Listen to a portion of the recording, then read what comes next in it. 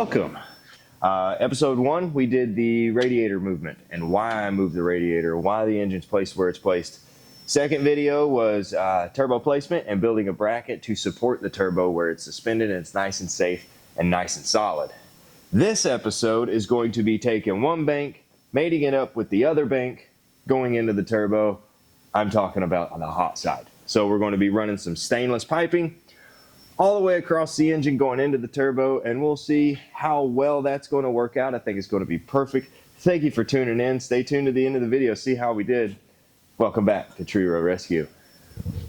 All right, so step 1 is going to be placement of the V-bands. What we're doing is I ordered these from Evil Energy, Amazon, and what they do, undo it here, we come over a little closer. So they have a little recess inside here for a 2.5-inch pipe. There's multiple sizes, so goes in, press it all the way in until it hits flat on that flange inside there. And you always want to weld these with them clamped. So you put your other side, which is also recessed, put it together, slide it into your V-band clamp it down nice and solid, and then you'll tack the V-band onto the piece that you're currently working with. Once that's tacked in place, you can remove it and it will sit nice and pretty flush onto the piece that you was working with. Now your second piece, rinse and repeat.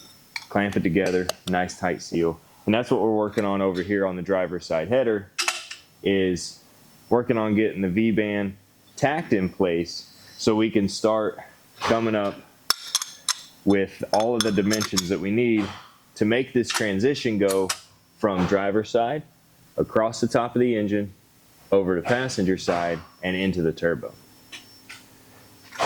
That cutting you found one. That one. Yeah.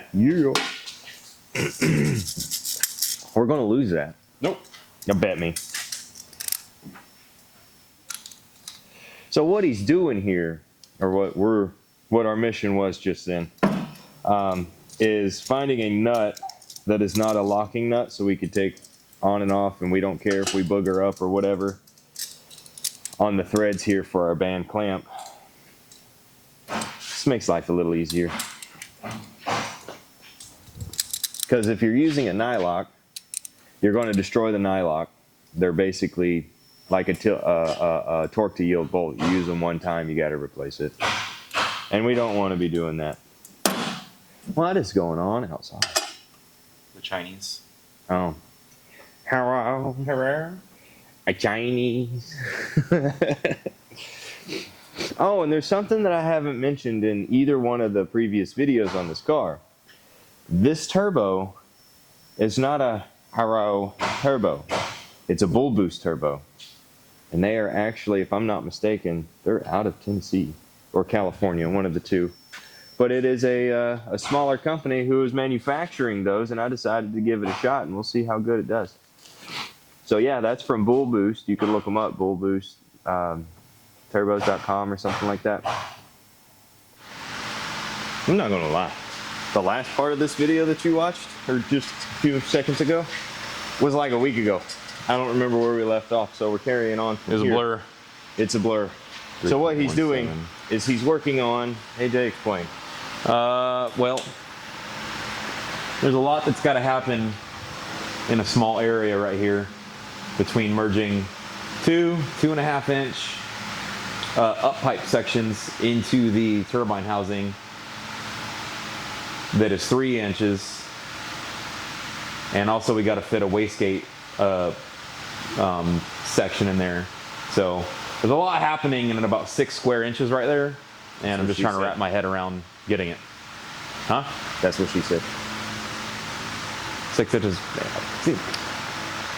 Don't be saying that kind of stuff, because Hey, listen. I can't elaborate. They're all thinking it too. Anyway.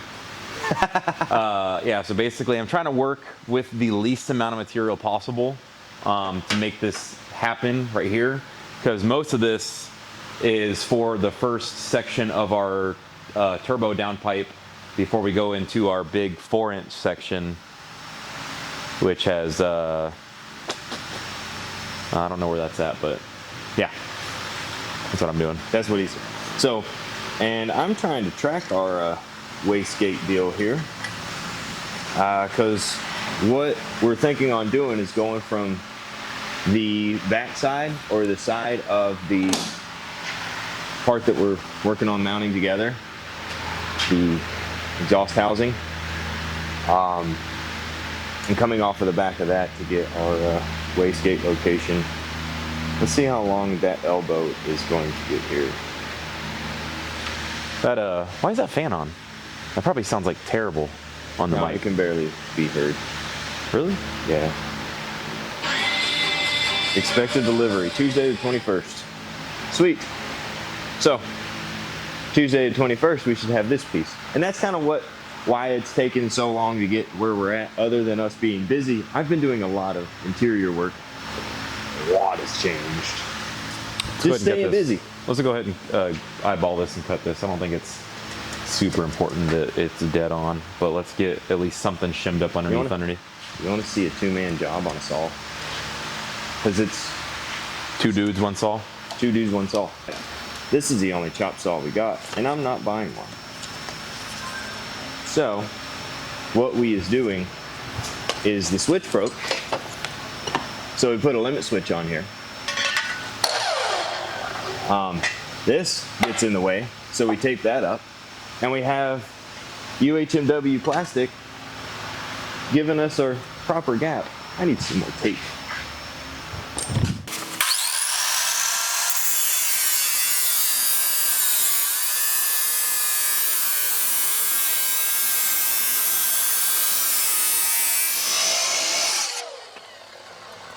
And there you go.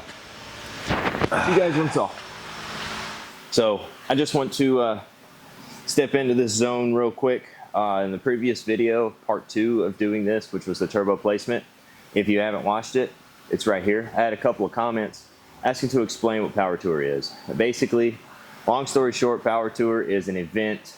I believe it's sponsored by Motor Trend and other companies like that. Motor Trend's one of the big ones.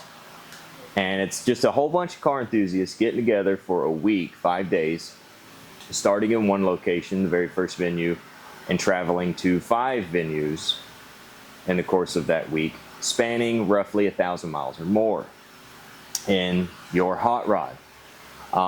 There's opportunities for the long hauler plaque and stuff like that. And what the long hauler is you went to every venue every day without skipping a beat. And it's kind of a test for the car that you've built, or something that you've bought, and you just feel like anything can go on Power Tour. It doesn't matter. It could be a classic car. I've seen videos of Power Tour where it's just the minivan, just doing Power Tour, going along with everybody. Mind you, this is my first time, so it's going to be a pretty cool experience, and I'm going to document every day. And it's going to be really neat. I'm really excited to see this thing rock and roll. Hopefully we do good, okay? We're starting in Indy, and we're going several states in 1,000 miles. So that's basically what Power Tour is in short. Each venue is open to the public. You can go in and look at all the cars and mingle with the folks, talk with them, get to know them, whatever the case may be. And there's going to be a bunch of YouTubers like myself there. I'm pretty sure Vice Grip Garage, Junkyard Digs, Adventures with Austin, LaCour Garage, all of those guys, they're going to be there because that's right in their backyard. Vice Grip's a little further south, but I bet you he's going to be there as well. Me, I got to travel 1,000 miles before I even get to the first venue. So that's going to be interesting. We'll see what the plan is for that. But anyway, let's get back to doing the hot side, shall we? We shall. Yep, here we go. I hope that explains it. If you need more, let me know. There's an easy way to do that. It's snap-on, so it's always half broken. You just kind of twist your socket which way you want to go. Loosen. There we go. Loosen it. Loosening. on there straight. But what we're working on is bringing these two together. And that's why we made that cut a little earlier, so we'd have a flange and all of that good jazz, because the passenger side header is going to come up from the bottom and go into this piece we just put on here. Top's going to go straight into it, so it's going to be an interesting merge. All right, so it has been forever and a day since the last time we was working on the hot side. So I've got it. AJ and myself have been thrashing to get this all together. I've even got some of the aces wired up because we're doing the Royal Flush. So that's going to be pretty cool. And I'll show you that real quick. All right, so down here is the aces ECU, or ECM, however you want to pronounce it. And here is the PDM, the power distribution module. So it looks like it's in the way, right? Watch this. Gone. And you cannot visibly see it anywhere in the car. And that's going to be the hot side. Oh, I also, trying to do this quick here with my cell phone. We also have the battery installed, wires routed. I'll take the short side of these wires and I'll put a hole into that where it's sitting right there. Wires will pass through. It's routed underneath the car. Everything, we're about 90% wired up. So we got to do the exhaust coming out of the turbine housing right here, going along this fender, dumping down and leaving. It's going to be 3-inch to about here, and then 4-inch from there back. It's going to be an epic build. Time is of the essence. Lord willing, the creek don't rise. We'll be able to have this done before Power Tour starts. Maybe give me a week of shakedown time. Worst case scenario, I mean, life has gotten in the way if I'm being real. If you've noticed, there hasn't been no videos for 2 weeks. Life. Worst case scenario, we take the Suburban, okay? She's a work in progress. She's going. It's moving forward, finally. As you can see, we've done the interior. We've done all kinds of stuff to this car, and it's this close. Stick around for the next one. Let's see how it goes. Fingers crossed. Oh, it starts. Thanks for hanging out with me. Don't forget to like, comment, subscribe, all the things. It helps me grow the channel, you know, and that's what it's about, growing the channel. That way I can fund this kind of stuff, because it's expensive. Even though it's on a budget, I've got maybe $6,000 invested into it now. So stick around, share the video, help a guy out, and I appreciate you, and I'll see you on the next one. Later.